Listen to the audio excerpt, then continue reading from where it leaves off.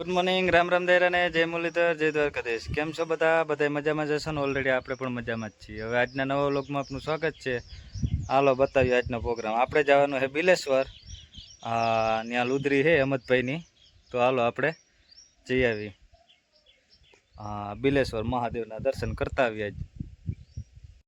તો ઓલરેડી ગાય આપણે પૂકી ગયા હતા 3 પાટિયા. 3 પાટિયા આપણે જવાનું છે દ્વારકાધીશ સ્પેરપાર્ટમાં. તો હાલો થોડુંક કામકાજ છે દ્વારકાધીશમાં બતાવતા આવી મેળસીભાઈની. તો ઓલરેડી કહે છે આપણે આવ્યા અહીં મોડ પર પૂકવાનું. જો અહીંથી બૈડો ડુંગર આખો દેખાય. બૈડા ડુંગરનું સીન પણ એમાં હવે અપાય. વરસાદના થોડાક છાંટા છૂટીમાં આવતા થયું એટલે ડુંગર આખો કોરાઈ ગયો, હરિયાળી થઈ ગયો. મજા. તો હાલો આગળ આપણે હજી જવાનું છે બિલેશ્વર. અહીંથી આપણે થાય છે પોરબંદર 41, રાણાવાવ 23.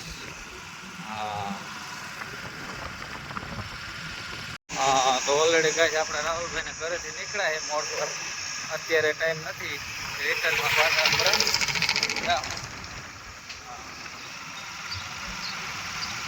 તો હાલો રિટર્નમાં રાહુલભાઈ ત્યાં જઈ પણ આપણા ભાઈ.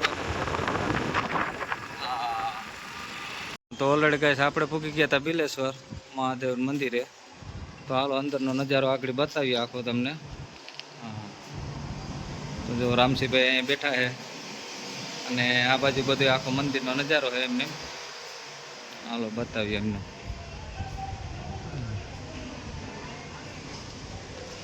મહાદેવનું બહુ સારામાં સારું મંદિર છે. તો ઓલરેડી ગાઈસ આપણે મહાદેવના મંદિરે પૂગી ગયા હતા, દર્શન કરી લીધા. અને હવે જુઓ અંદર તો આપણે ફોટોગ્રાફરની મનાઈ છે, પણ સેજ દેખાય આ મંદિર મહાદેવનું. જુઓ હર હર મહાદેવ હર.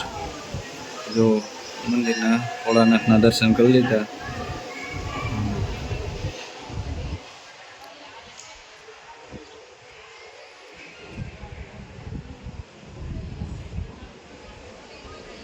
તો આનંદી મહારાજ છે. તો ઓલરેડી કે જો આપણે બધા જમવા બેસી ગયા હતા. આપણે લાઈનમાં છેલ્લે છે ને આ બધા જો વાઈટે જોઈ નહીં, હવની પહેલા બેસી ગયા, ભૂખા થયા હતા. હાર્દિકભાઈ વાઈટ ના જોઈ લ્યો, એ બેસી ગયા. આમાં શું કરવું? આ જીરાની પાલટી વાળાને બધા ઓપાય.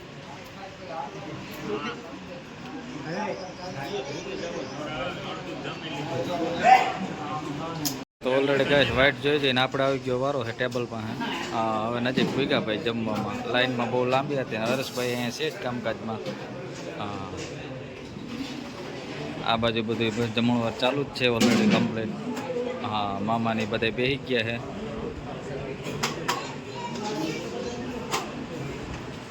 તો ઓલરેડી ગાઈસ આપણે ભૂગી ગયા છીએ બિલેશ્વર. જમી લીધું. હેમંતભાઈ નામી બધા જો બાકી મેં નડે રાખ્યું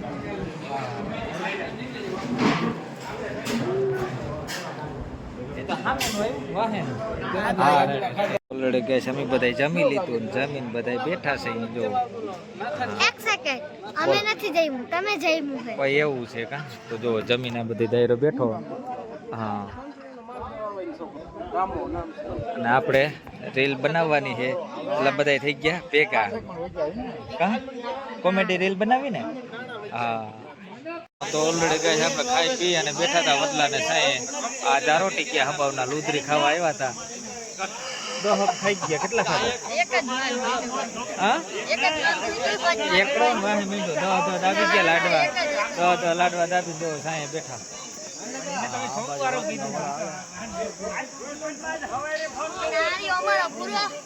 પૂરા પીઠા પૂરા ભાટિયા. તો ઓલરેડી ગાઈસ કામકાજ બધું પૂરું થઈ ગયું. ચલો ચા પી અને આપણે બધા નીકળીએ. તો હાલો ચા પાણી પીવાઈ ગયા. બધો દાયરો જો ઉઠીને નીકળી ગયો. આપણે હતા છેલ્લે લાસ્ટમાં. હાલો ચા પાણી પી લઈએ આપણે બીજું શું. તો ઓલરેડી ગાઈસ બિલેશ્વરથી રિટર્ન આપણે પાછા ઘરે જતા હતા. અને જુઓ કેવડો તળ છે. શું નજારો છે. જુઓ આ બધા નાથી નાલા મુકાઈ ગયા અત્યારે તો રોડનો કટ એ મારો ડુંગરો સીરી અને વચારે રસ્તો બનાવેલો છે. કોમલી અહીંથી 10 કિલોમીટર જ થાય છે ઓનલી ફોર. આપણે તો સીધું રિટર્ન ઘરે જ નીકળવાનું છે, ક્યાંય જવાનું છે. તો ઓલરેડી ગાઈસ આપણે પૂકી ગયા હતા રાહુલભાઈ ત્યાં. હા જો મોડ પર. હા એને આપણે વારી ફૂકણે હાથીને ઓલીને બધી છે ભાઈ.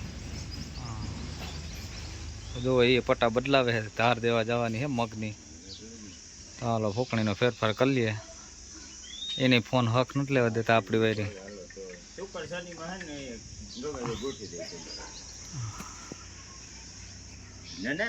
મગનું નહીં, તલનું કહું. તલનું એકાદ આગળ પાછળ મગનું. હા તો ઓલરેડી ગાય એને પણ ફોનમાં સમજાવી દીધા ખેડૂતને આજ કાલને પરમદિન કરી અને બાકાજી કે બોલાવતી હતી કે હાલો આવી જ જાહે તમારો વારો હાલો. તો હાલો મોટો ગયો છે ને પટ્ટા લેવા, એ આવે ત્યાં સુધી બેયને બેહવાનું જ છે, નવીરા હે બે.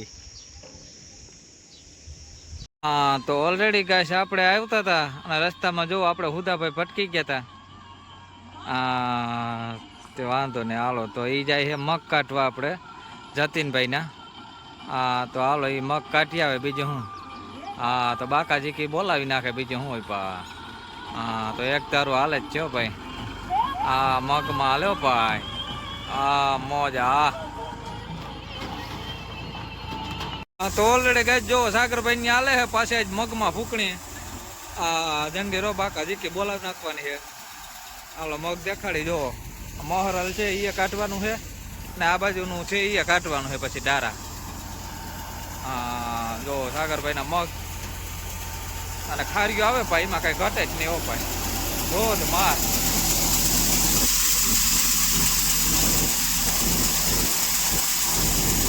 હા મોજા. તો સાગરભાઈ કેવાક મગ થા હે?